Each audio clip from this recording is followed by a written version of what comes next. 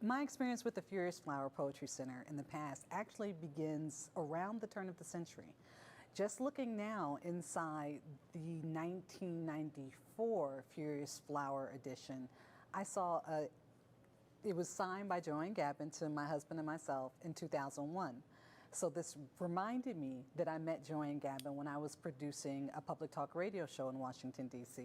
And that's when she and I first connected. So back from 2001, which is only 2 years after I was first published as a poet, it had my first poem published.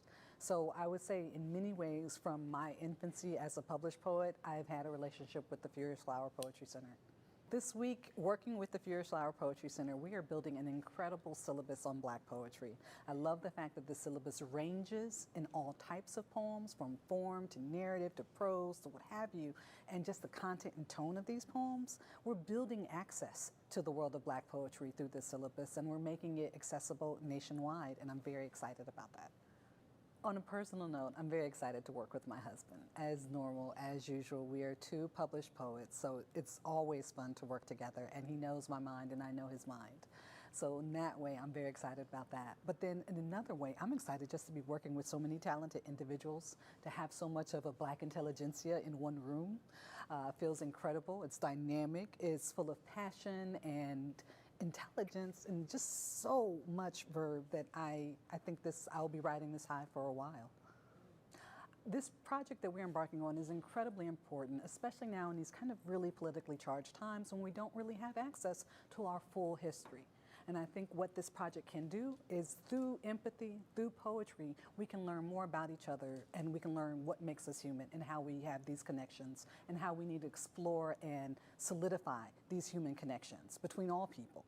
And I think that's one of the important things that happens in general with poetry, but I think that's also one of the really important things that happens with Black poetry. We're getting access to history, we're getting access to emotions, we're getting access to stories that we haven't heard before, that have been marginalized. Now they're being brought to the center with a highlight on them. And I think it's really important to do this, and I think it's really important to do it in a time when we don't share the same history or the same knowledge of history. And so I think this is expanding that knowledge base and expanding our empathy base as humans. All of it matters. All of this matters with Black poetry, with Furious Flower, with poetry in general. Poetry gives us breath. Poetry gives us pause. Poetry gives us connection. And poetry makes us stop, look around, and be fully present.